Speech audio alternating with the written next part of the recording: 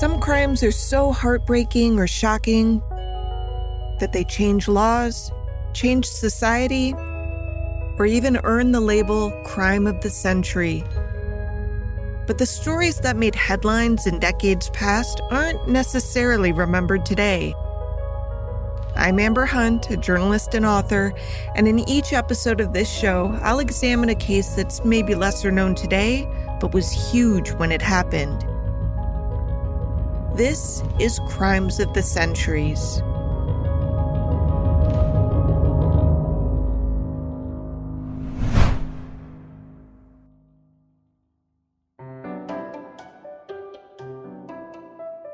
When the world was first introduced to Dr. John R. Brinkley, it was through a slew of similarly worded headlines heralding the man's genius. Scientists startle scientific world by successful operations.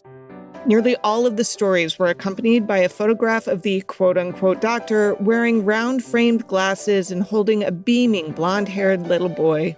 The boy's name was Billy, a fact made all the more hilarious when you realized why the kid's picture was in the paper. He supposedly was conceived after Dr. Brinkley transplanted the testicles of a goat into his father, a man who had come to him complaining of virility issues. Get it? The kid's name was Billy, as in Billy Goat. Get it? Not only did Billy's father have trouble fulfilling what he considered his marital duties of late, but he and the missus had previously tried in vain to conceive for nearly 2 decades. Hearing about the man's problem, Brinkley, who called himself a doctor but was most definitely nothing of the sort, made a joke about how the man needed whatever virility magic goats had, to which the man replied, "Hey, that sounds like a great idea."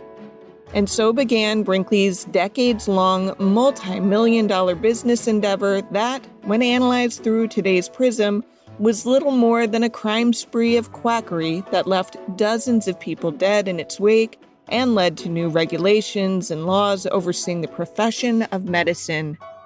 In a strange twist, too, this case also had lasting ramifications on media.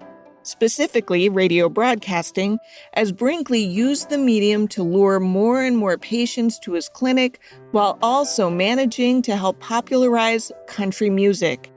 If it sounds like this case is all over the place, that's because it is. Unlike many of the stories we cover here on Crimes of the Centuries, this one can be summed up in a way that sounds more like a punchline than a crime. A fake doctor for years claimed he could cure impotence and infertility by transplanting glands from a goat into human patients. Specifically, those glands tended to be of the testicular variety, and the fake doctor claimed that inserting goat nads into a man's body could cure impotence. The ludicrousy of the tale has earned John Brinkley plenty of snicker-inducing nicknames over the years. The Goat Gland Doctor, the Goat Father of Quackery, Appalachia's own mad scientist. Because of all this, there are elements to this case that feel a bit lighter-hearted than, say, ones involving serial killers or intentionally violent crime. And I'm okay with finding the light whenever possible because these cases can be so dark at times. Still, I do want to temper things by saying straight away, the man at the center of this killed people. He may not have intended to, but his ridiculous and unnecessary surgeries are believed to have caused the deaths of at least 40 otherwise healthy people. Not only that, but he injured countless more. I can't be specific about how many more were injured because a lot of those people were too embarrassed to ever speak publicly about the surgery they had voluntarily elected to have and paid a pretty penny to get. Most of those patients were men who had been having trouble getting erections, which is of course as much a problem today as it was back then, though it's certainly a lot easier to treat now than it was in centuries past. Regardless, this has never been the type of ailment that most were comfortable disclosing publicly, period, but certainly not in instances where the insane treatment for the condition didn't even work. The only patients of Brinkley's willing to talk about goat testes implanted in their bodies were the ones who, thanks to what we now know as the placebo effect, believed that their virility was restored thanks to said goat testes, or the ones who were lying in exchange for Brinkley writing them a check. Now let's talk about this Brinkley fellow. Better yet, let's listen to him talk about himself. I was born on July 8, 1885, back in the mountains of western North Carolina, and I grew up in those mountains. This is the man born John Romulus Brinkley speaking as an adult in an investigative hearing, during which he emphasized his humble and trauma-filled origin story. When my father died and when he was buried, I stood by his unfilled grave because when he left, all I had was gone. Mama had died on April 23rd, 1891, when I was just a little more than 5 years of age. And I did not have any brothers or sisters. So when Daddy was gone, everything was gone. And as I stood by his unfilled grave, in my little heart of hearts, I resolved to be a doctor like Daddy was. Brinkley had been named after his Dr. Daddy, who plied his trade in the country. His homemaker mother was a woman named Candace. Both parents died by the time Brinkley reached age 10, after which he was sent to be raised by an aunt. Becoming a doctor, like his daddy, was, of course, a lofty goal, though not as lofty back then as it is today, for in Brinkley's day, there weren't many requirements or regulations overseeing the medical profession. Still, as a youngster, Brinkley's access to education was spotty at best, so he learned to hustle.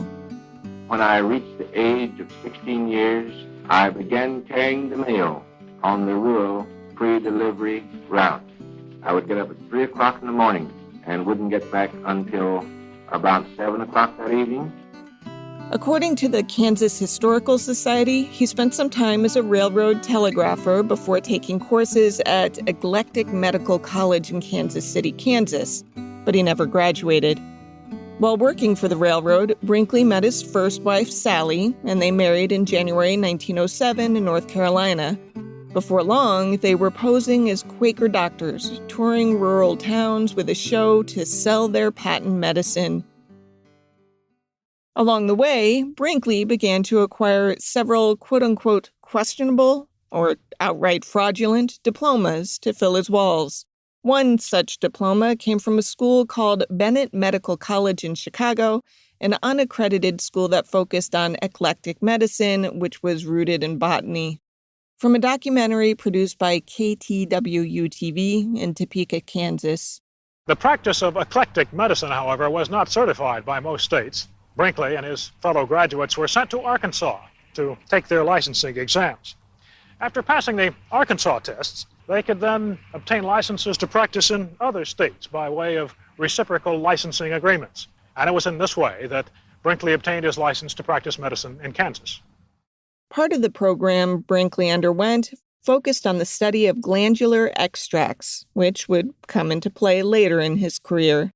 Now, Brinkley's wife, Sally, apparently helped him in his grifts, but it doesn't appear that the union was a particularly happy one overall. At one point, Sally tried to leave Brinkley, packing up their then young daughter while he was at work.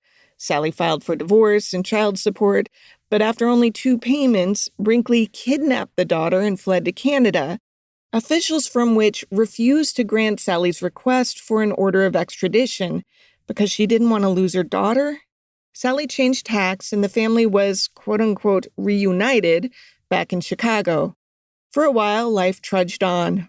Ultimately, Sally would give birth to 4 Brinkley children, though one, a son, died after only a few days. As mentioned, Brinkley had undergone some schooling, but he wasn't a big fan of paying his bills. He had outright stiffed the college in Chicago. By 1911, the family lived in North Carolina, where Brinkley attempted to establish himself as an undergraduate physician, aka a doctor without an advanced degree. But toward the start of the 20th century, patients were starting to want doctors who, knew what they were doing. So he had trouble building a practice without being able to prove he'd had some schooling. The family bounced from town to town throughout the South, all with the same results. After a year of this, Brinkley decided to go back to school, but that goal was made trickier thanks to the pesky issue of his unpaid tuition in Chicago. With the outstanding balance, Bennett Medical College refused to send him his transcripts, rather than, pay his bill. Brinkley instead bought a degree from the Kansas City Eclectic Medical University, a well-known diploma mill. It didn't fool people with actual medical knowledge, but it at least gave him something to hang on the walls to fool the rubes who so badly wanted to believe that Dr. Brinkley could cure what ailed them. He moved the family to New York and then back to Chicago, still trying to establish a successful medical practice. In 1913, Sally gave birth to the couple's final child, a daughter named Naomi, to join sisters Erna and Wanda. She wanted her husband to find a more stable path in life, but he refused to give up what he considered his calling, becoming a doctor.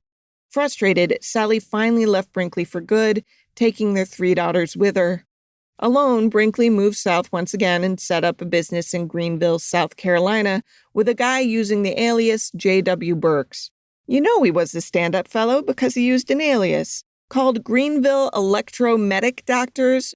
The two injected different colored water into patients for $25 a pop, which translates to about $770 today. Advertising their treatments as eclectic medicine from Germany, Brinkley and Burks targeted men worried about their manly vigor. A local newspaper referred to their practice as a specialty that treated diseases of a private nature, which, by the way, was kind of genius. Men's virility has long been a sensitive subject, one that guys don't like talking about. I know this because a few years ago, I investigated a shady erectile dysfunction clinic, and after the story ran, a publication usually critical of my newspaper wrote this, quote, "It tells us how good a reporter Amber Hunt is when men tell her about their penis problems," end quote. I don't boast often, but I've got this one bookmarked.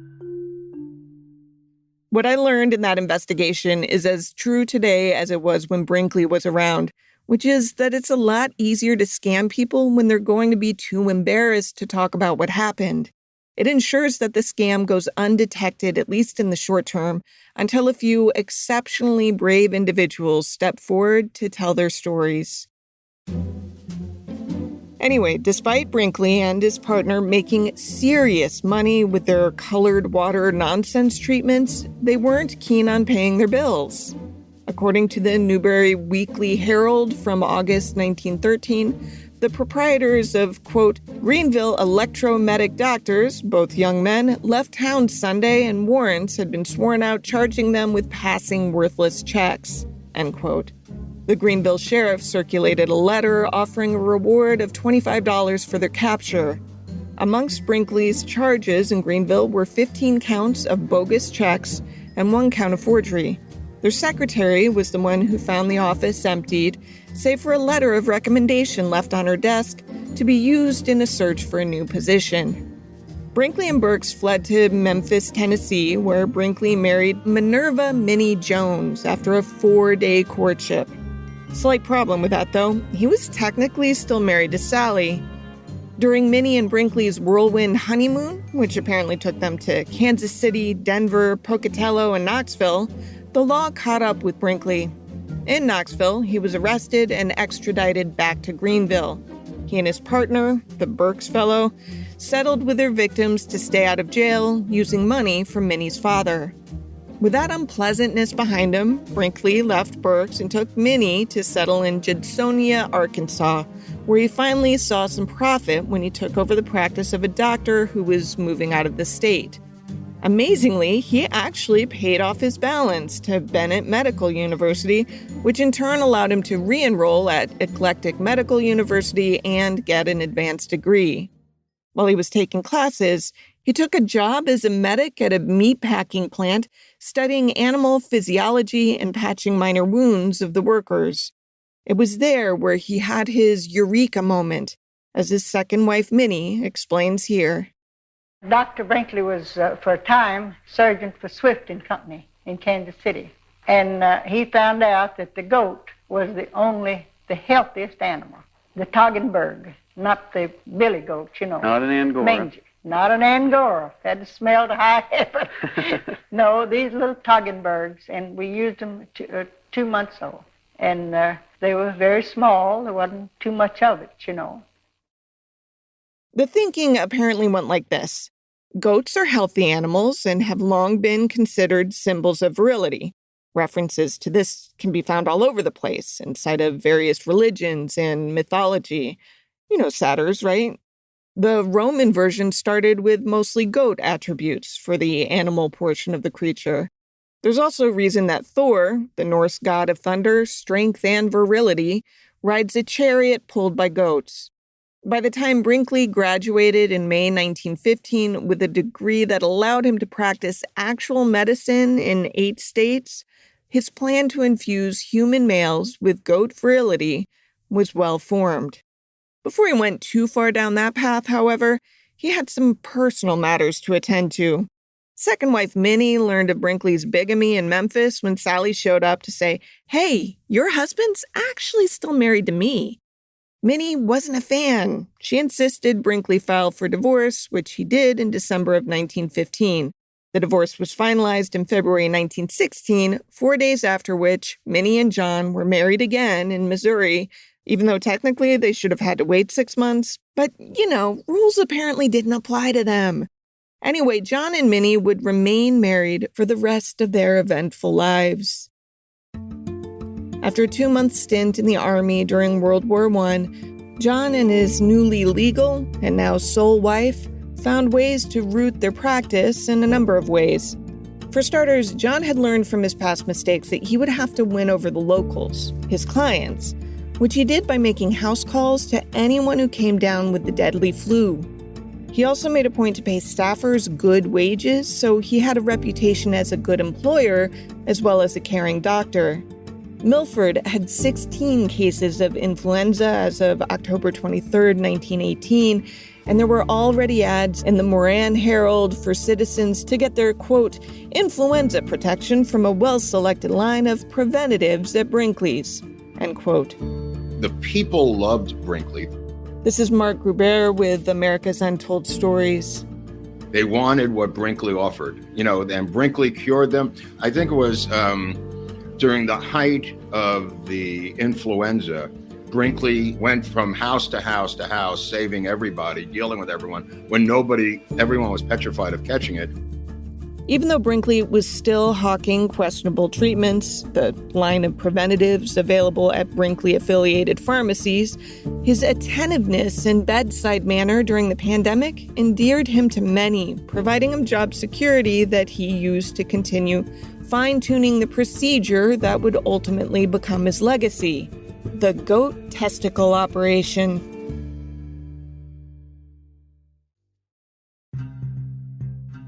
The first mention of Dr. John Brinkley's miracle cure appeared in Kansas newspapers in December 1919 in a letter to the editor. The author claimed to be H.R. Mosnett from Kansas City, who wrote to the Fort Scott Daily Tribune and Fort Scott Daily Monitor to spread the word about Dr. Brinkley's, quote, miracle operation, end quote. The article mentions the letter was typed on letterhead for Mosnett's livestock business, explaining the connection between Mosnett and Brinkley. He had just ordered a nanny goat shipped to Brinkley's hospital to be used for the wonderful surgical work Dr. Brinkley is doing there. Mosnett described how Brinkley performed a gland transplantation operation in January 1918 on a man roughly 46 years old. The patient, and apparently his wife, had not been able to have a child for 16 years.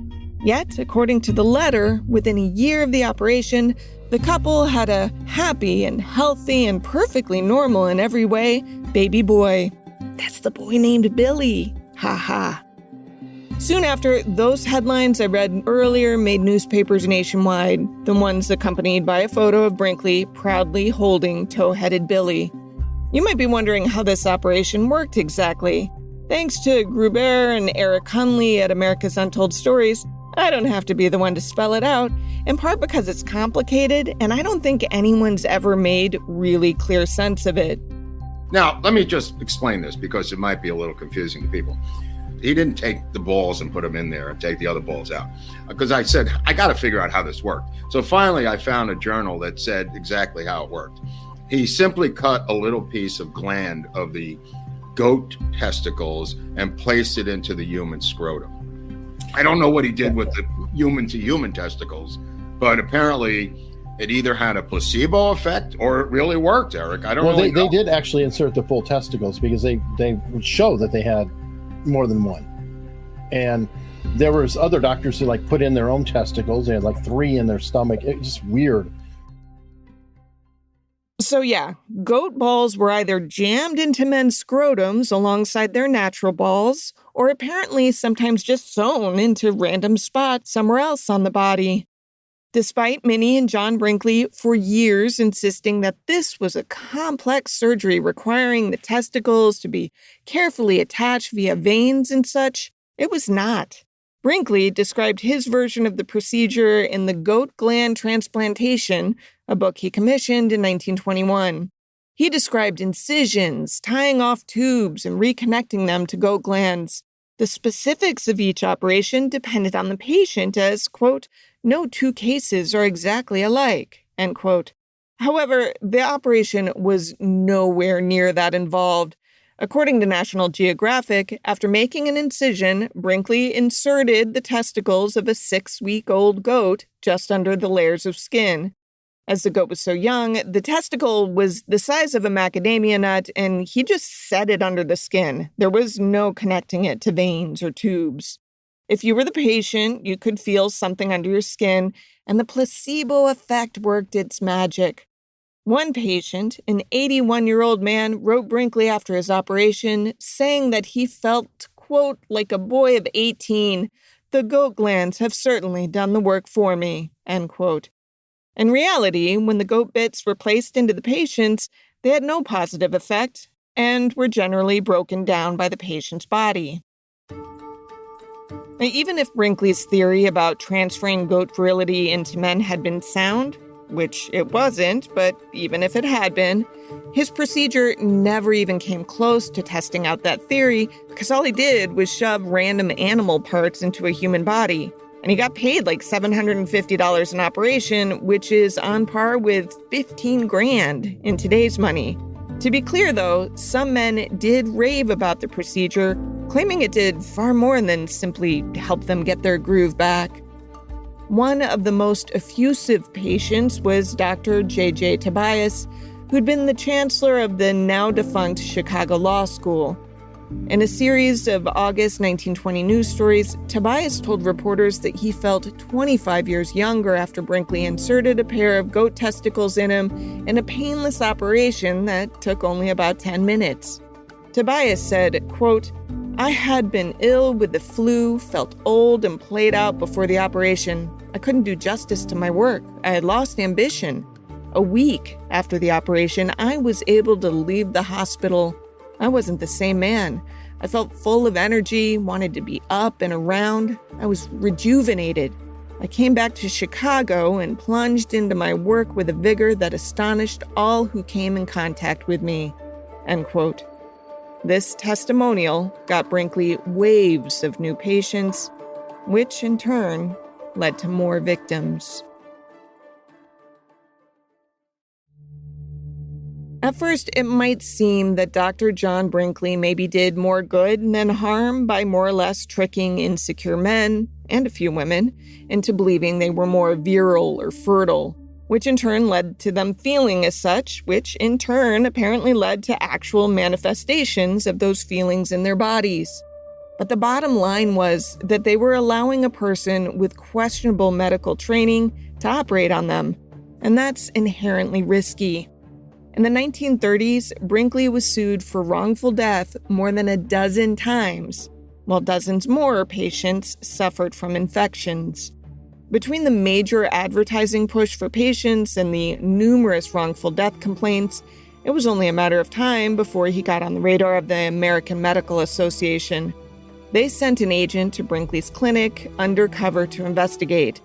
This super-secret undercover agent arrived in the Milford clinic to find a female patient struggling to walk. the agent discovered the woman had been given goat ovaries for, wait for it, a tumor on her spinal cord. From that moment on, the AMA was watching Brinkley and would eventually cause his downfall. But before that happened, Brinkley was able to operate on thousands of patients, in part because newspapers of the day were complicit in spreading bogus news about his supposedly successful surgeries. For example, in 1922, news of this Kansas doctor and his wacky surgery reached California. Harry Chandler, the owner of the Los Angeles Times, challenged Brinkley to come to the coast and perform the surgery on one of his editors. Not Chandler himself, but one of his employees. California did not recognize Brinkley's medical license, but Chandler was able to get him a 30-day permit. Why was this a thing? I have no idea. Brinkley performed the surgery, and it was judged a success. Who did that judging? Based on what criteria? I can't tell you. But in the surgery's aftermath, Brinkley got tons of press in the LA Times, which led to new customers, including Hollywood stars. With all the potential, Brinkley started to make plans to relocate his clinic. But remember that pesky AMA? Yeah, Morris Fishbein, the editor of the Journal of the American Medical Association and an exposer of medical quacks, unproven medical devices, and unregulated medical practices, targeted Brinkley. When Brinkley applied for his license in California, Fishbein wrote to the California Medical Board to detail all of the lies and discrepancies in Brinkley's resume. While disappointed, Brinkley returned to Kansas and turned his attention to expanding his Milford clinic instead. In addition to the publicity, Chandler also introduced Brinkley into his other legacy, radio. While in LA, Brinkley toured KHJAM, a radio station owned by Chandler, and recognized the advertising power of radio, though the medium was still new enough that advertising on it was considered tacky. After returning to Kansas, Brinkley raised enough money to build KFKB, Kansas First, Kansas Best, by 1923. The first tower used a 1 kilowatt transmitter. For some context, modern radio stations are roughly 50,000 kilowatts, but this was a big deal for Milford and for Kansas. Further proof of Brinkley's popularity in Kansas came less than a year later when a San Francisco grand jury issued indictments for doctors involved in fake medical degrees. Brinkley was one of them. Law enforcement from California supposedly arrived in Kansas to arrest Brinkley, but the governor refused to extradite him. Why? Because Brinkley made Kansas too much money. And where did Brinkley go to celebrate his victory over California, the AMA, and Morris Fishbein? His radio station, of course. As it was the advent of the radio age, there wasn't a lot of content to fill the time other than Brinkley himself. He spoke for hours every single day, primarily promoting his goat gland procedures and treatments.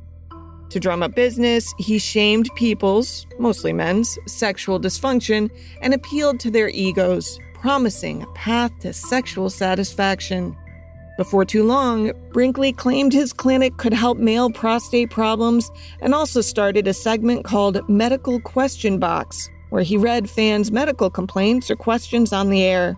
Of course, every recommendation for treatment was a proprietary blend only available at Brinkley-affiliated pharmacies.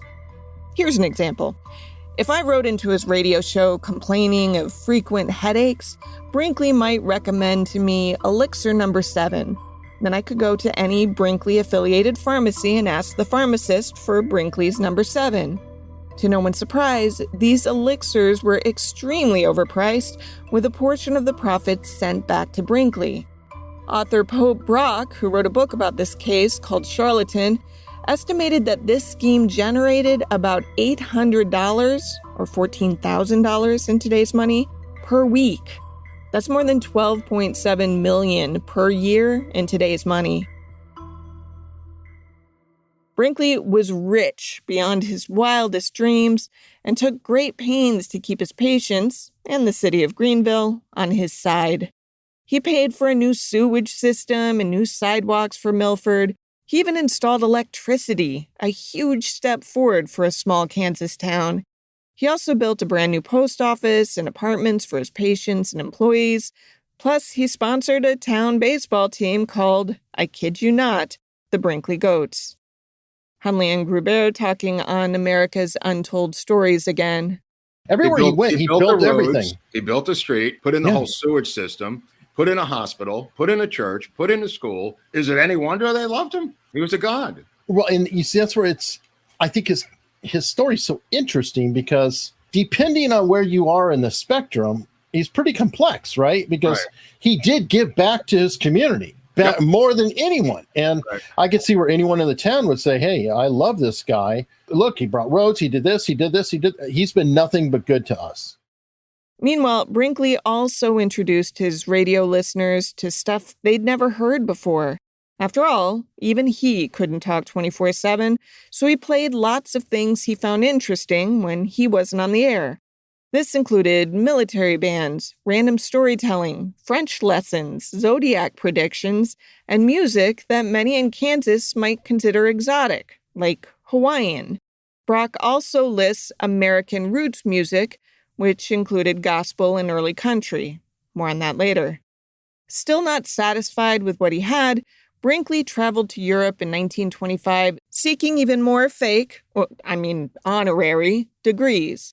Almost all medical institutions slammed the door in his face, but the university in Pavia, Italy was like, sure, here you go. But the AMA and Fishbein heard about this and pressured the Italian government to revoke Brinkley's degree.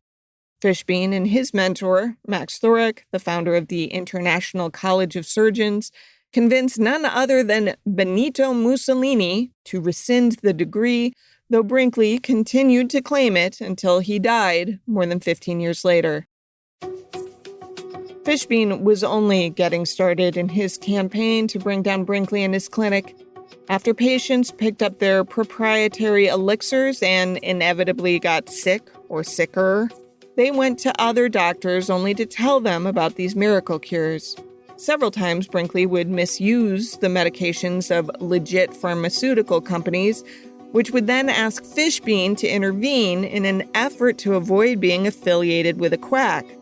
Brock's book describes the AMA's response, stating that they had no real power over Brinkley except to inform the public about his fraud. This was assisted by the Kansas City Star, which ran a series of unfavorable reports about Brinkley and just so happened to own a competing radio station. By 1930, the Kansas Medical Board decided enough evidence had amassed to hold a hearing on whether to revoke Brinkley's medical license. The most damning evidence was the 42 death certificates he had signed, many of whom were not sick when they arrived at his clinic for treatment. And those were the 42 deaths the state knew about. That was enough to revoke his license, stating that Brinkley had, quote, performed an organized charlatanism quite beyond the invention of the humble mountebank, end quote. 6 months later, his radio station lost its license too. The Federal Radio Commission issued a finding that most of the station's offerings were advertising, obscene materials, and that his cornerstone segment, Medical Question Box, was contrary to the public interest. Brinkley's reaction to losing his livelihood? Why, entering politics, of course. He launched a campaign to become the governor of Kansas, a position that would allow him to appoint people he felt confident would restore his licenses. Launching his campaign only 3 days after the medical board revoked his license, he was able to use his station to curry votes. Segments featuring German and Swedish speakers were put on the schedule to appeal to immigrants. He spoke vaguely about tentpoles of elections, education, taxes, care for the elderly, and public spending. As Brinkley was a write-in candidate, the Kansas Attorney General announced, 3 days before the election, that the only way votes would be considered valid is if voters wrote J.R. Brinkley. Any votes where voters wrote Dr. John Brinkley, J. Brinkley, etc. would not be counted. The Des Moines Register estimated that as many as 50,000 votes were disqualified because of this rule, which was enough to keep Brinkley from the governor's mansion. So now Brinkley had lost his medical license, his radio station, and his bid for governor. Whatever would he do? Well, he decided to move to Del Rio, Texas, close to the Mexican border. Why, you might ask? Well, that's because Mexico was annoyed at the United States for dividing the radio frequencies of North America without considering their neighbors to the south. So when Brinkley asked for a 50,000-watt radio license, the strength of his station today, Mexico was more than happy to issue it. He began construction of XER in Villa Acuna, now called Ciudad Acuna, just over the bridge from Del Rio. Stations situated on the border like this were called border blasters and used to target another country. Fishbein implored the State Department to find a way to stop this new station. The Mexican government temporarily halted construction, but in October 1931, XER at 8:40 on the AM dial made its first broadcast. Brinkley used XER to campaign in his 1932 and 1934 gubernatorial elections. He lost in all contests, but easily turned to hawking products of questionable nature.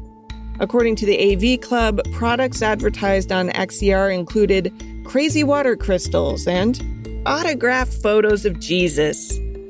In 1932, the Mexican government allowed Brinkley to increase the wattage to 150,000, allowing voters in Kansas to hear the station all the way from Mexico. Before the election, he was able to increase the wattage once again to 1 million watts, making it the most powerful radio station on Earth. According to Brock, the author, people close to the radio towers reported that the incredibly strong signal made car headlights turn on, made bed springs hum. People heard Brinkley's broadcast while they were talking on the phone. Local ranchers claimed they didn't need a radio because they could hear the broadcast through their metal fences and or their metal dental appliances. On a clear night, Brinkley's voice could be picked up as far away as Canada or South America. With so many in his sphere of influence, Fishbein and the United States government doubled their efforts to bring down Brinkley. The Federal Radio Commission banned mind readers, fortune tellers, and mystics from the radio in 1932, causing many of them to follow Brinkley south of the border. Next, Congress passed a law known as the Brinkley Act. He was still living primarily in Milford and calling into his station XER. The Brinkley Act outlawed the practice of using the telephone to call into a border blaster. So he pivoted to pre-recorded segments until he was able to close shop in Milford and move permanently to Del Rio. Finally, in 1934, Mexico succumbed to pressure from the U.S. State Department to close Brinkley down. They brought in the Mexican army to shutter the XER station for good.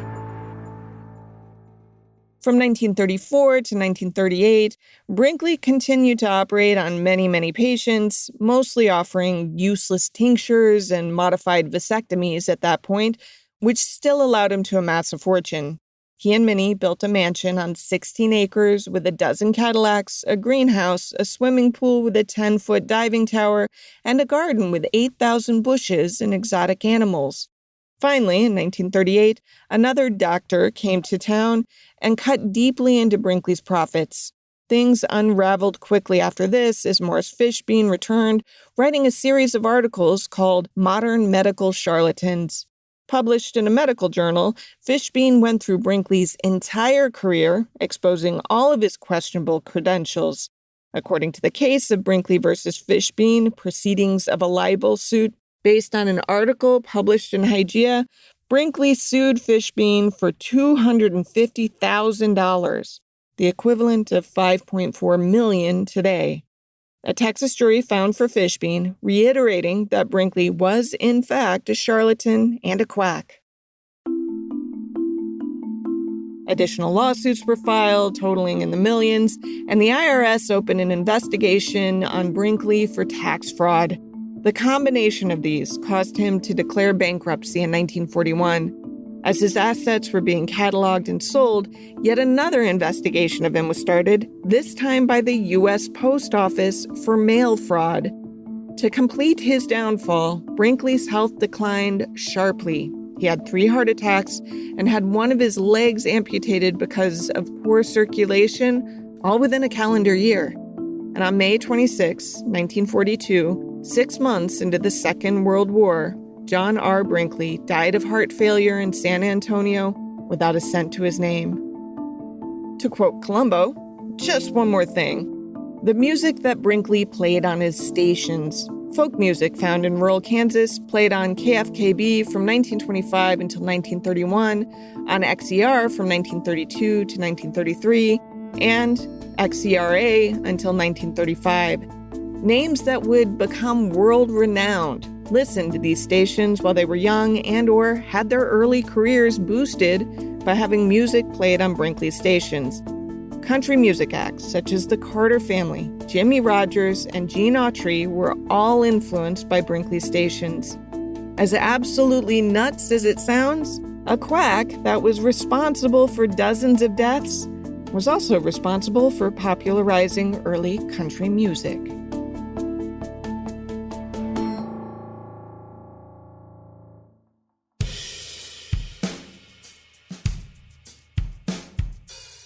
To research this story, I had help from Jennifer Erdman, assistant professor and chair of the History/Political Science Department at Notre Dame of Maryland University, who read Pope Brock's book, Charlatan, America's Most Dangerous Huckster, The Man Who Pursued Him, and the Age of Flim Flam. I also watched several documentaries and read contemporary news coverage, as well as some retrospective pieces. It's worth noting that as recently as last year, PubMed ran a piece titled John R. Brinkley, a quintessential American quack.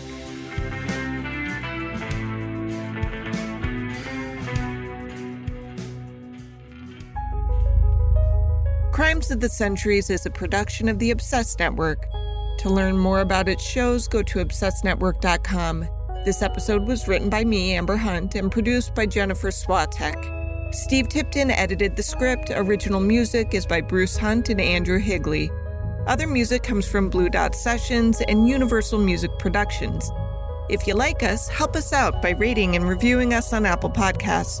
For more information or to recommend a case, go to centuriespod.com. On Instagram and Twitter, we're at CenturiesPod, and check out our Crimes of the Centuries podcast Facebook page.